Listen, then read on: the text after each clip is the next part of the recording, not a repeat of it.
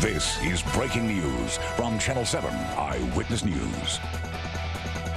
This is a horrific, painful moment for the city of New York.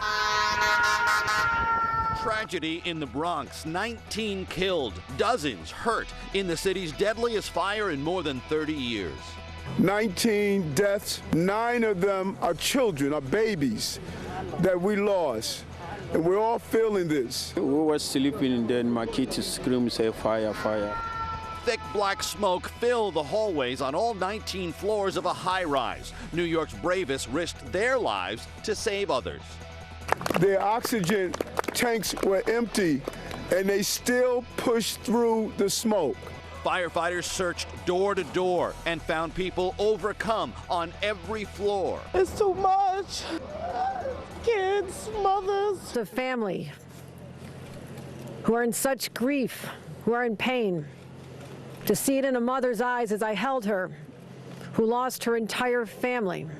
Tonight, why the smoke spread so quickly and turned this building into a death trap.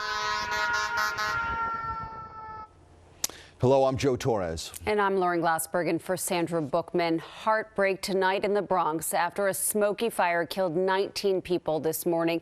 Families are destroyed and many survivors are now looking for a place to live. Authorities say of the 19 people who died, 9 were children. 44 others were hurt. Fire officials say a malfunctioning space heater started the fire.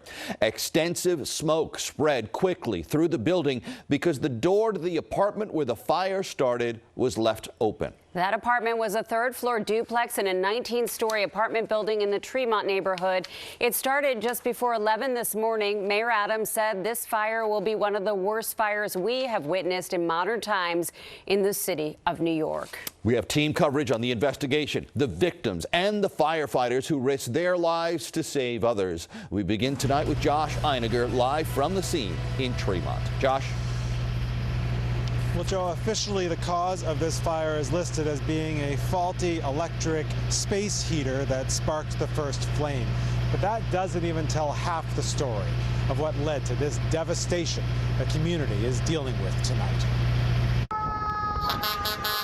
The initial fire was scary enough as an inferno raged through a third-floor duplex. But it's what happened next in this 19-story building that caused a loss of life on a scale not seen in a New York fire in 3 decades. We're all about saving lives, and the loss of one life is sad for us, much less 19 lives. Oh my gosh. It started in Mamadou Wage's apartment. My kids scream, say fire, fire. So I run, go to the room.